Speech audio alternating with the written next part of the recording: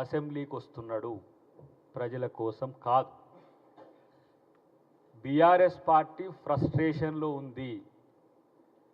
స్ట్రేచర్ గురించి మాట్లాడే స్థాయి ఎవరికి ఉంటుందంటే నియంతలకు ఉంటుంది. హిట్లర్ కూడా స్ట్రేచర్ గురించే మాట్లాడింది. మనుషులంతా సమానమే అనేది ప్రజాస్వామిక భావన. నేను చాలా గొప్ప, నా స్ట్రేచర్ ఉన్న వాళ్ళు ఎవరూ లేరనుకోవడం అనేది అహంభావం. హిట్లర్ కూడా ఏం చేసిండు, గోబెల్ అంటోని అబద్ధాలను ప్రచారం చేయడానికి ఒక మంత్రినే పెట్టిండు. ఇవాళ కేసీఆర్ చేస్తున్నది కూడా అదే. ఇవాళ జగదీష్ రెడ్డి చేసిన పని అదే. ఆయన ఆస్కార్ లెవెల్లో నటిస్తున్నాడు. 9 సంవత్సరాల అధికారంలో ఉండి ఎస్ఎల్బీసీ 8 కిలోమీటర్లు మీరు 300 కోట్లు తవ్వలేదు. మరి మీకు ఏడుపెట్లు వస్తున్నది? రైతులు ఏడిపించిండ్రు, లక్షల కోట్లు ఖర్చు చేసినామంటున్నారు. ఇవాళ తగుదునమ్మా వచ్చి అని ఇలా అసెంబ్లీకి వచ్చి స్పీకర్ గారి పట్ల వ్యవహరించిన తీరు, రాజ్యాంగ వ్యవస్థల పట్ల, సభా సాంప్రదాయాల పట్ల, సభాపతుల పట్ల కనీస గౌరవం లేని సన్నాసులను తయారు చేసిన పార్టీ అలా బీఆర్ఎస్ పార్టీ. మీరు అనుకుంటున్నారు తెలంగాణ ఉద్యమంలో మేము తెగించి కొట్లాడినాం, మాకు నోరుంది, మేము ఏమైనా చేయొచ్చు అంటే, ఇగో ఇక్కడ ఉన్నాం. మీరు పండుకున్న రోజు కొట్లాడిన వాళ్ళం మేము, రాములక్కైనా నేనైనా. నా పార్టీ తెగించి తెలంగాణనిచ్చి ఒక ఆంధ్రప్రదేశ్లో పార్టీ అధికారాన్ని పోగొట్టుకున్నది. అయినా సరే తెలంగాణనిచ్చిన చరిత్ర కాంగ్రెస్ పార్టీది.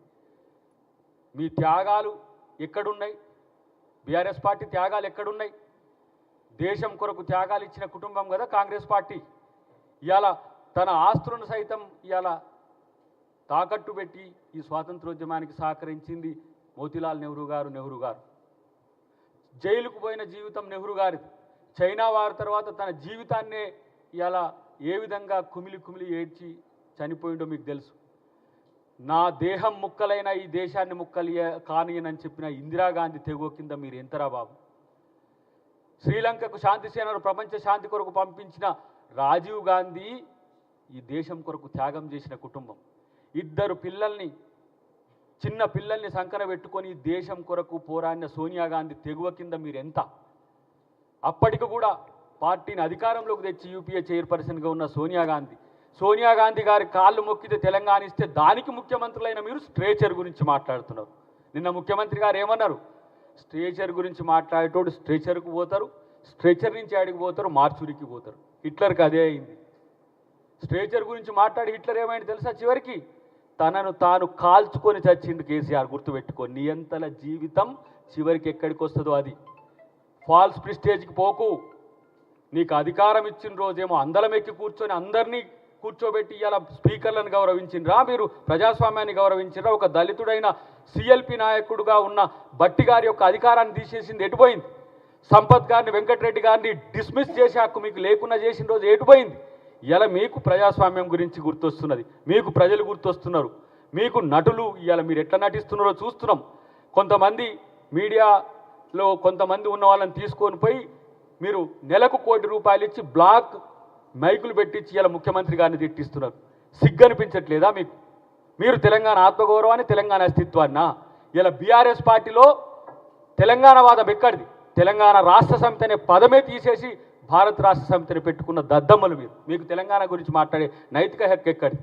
బడికి రానోడు ఇలా పాఠాలు చెప్తున్నాడు, అసెంబ్లీకి రానోడు ఇలా నల్లికుట్ల వేషాలు వేసుకుంటా సన్నాసులతో దద్దమ్మలతో ఇలా ముఖ్యమంత్రి గారి నుంచి మొదలు పెడితే స్పీకర్ గారి వరకు ఇట్లా చేస్తున్న విషయం గుర్తుపెట్టుకొని తస్మాత్ జాగ్రత్త. తెలంగాణ సమాజం మీ స్ట్రేచర్ను పాతాళంలోకి తొక్కింది. నీలాంటి నియంత్రణను తొక్కి ఇలా రాహుల్ గాంధీ గారి నేతృత్వంలో రేవంత్ రెడ్డి గారు ఈ రాష్ట్రానికి ముఖ్యమంత్రిగా అయ్యిండు. నీకు ఇంత క్రెడెన్షియల్స్ ఉన్నాయి, నేను తెలంగాణ తెచ్చినా అది తెచ్చినా అని చెప్పి గఫాలు కొట్టుకున్నారు కదా. ప్రజలు ఎందుకు మిమ్మల్ని ఓడగొట్టినరో కనీసం ఆత్మపరిశీలన చేసుకోలేని, సిగ్గులేని మీ బతుకులకు ఇవాళ స్పీకర్ గారిని అనే స్థితి వచ్చిందా?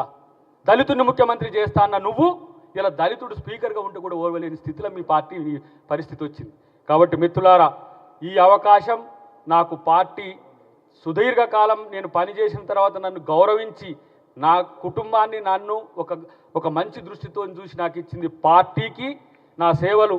మహేష్ కుమార్ గౌడ్ గారు ఎప్పుడు ఇచ్చినా నేను పార్టీకి నేను సహకరిస్తూనే ప్రభుత్వంలో తెలంగాణ అమరవీరుల యొక్క ఆకాంక్షల్ని, తెలంగాణ ఉద్యమకారుల యొక్క ఆకాంక్షల్ని, తెలంగాణ సమాజపు ఆకాంక్షల్ని ప్రభుత్వం దృష్టికి తీసుకుపోవడమే కాకుండా పేదల గొంతులుగా, యువత గొంతులుగా, మహిళా ఇతరత్ర ఎవరైతే బాధితుల గొంతులుగా మేము ఉండడానికి ఇలా మేము ముందుకొస్తాం.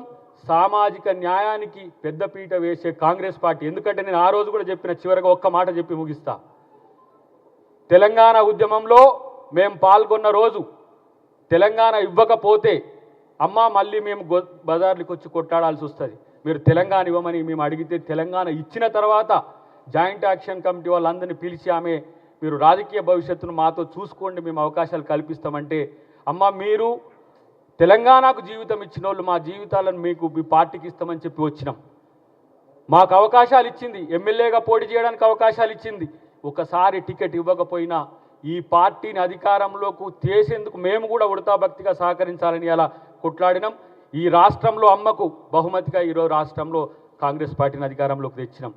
ఈ పార్టీకి మా జీవితాలను వెచ్చించైనా సరే ఈ పార్టీని మళ్ళీ అధికారంలోకి తేవడమే కాదు, రేవంత్ రెడ్డి గారిని ముఖ్యమంత్రి చేసుకున్నట్టుగానే రేపు రాహుల్ గాంధీని ఈ దేశానికి ప్రధానమంత్రి చేయడానికి మేమందరం కూడా కంకణబద్ధులమై ఉండి మా శ్రమను మా సమయాన్ని అంతా కూడా పార్టీకి ఇస్తామని చెప్పి పిసిసి గారికి ప్రత్యేక కృతజ్ఞతలతో థ్యాంక్ యూ వెరీ మచ్.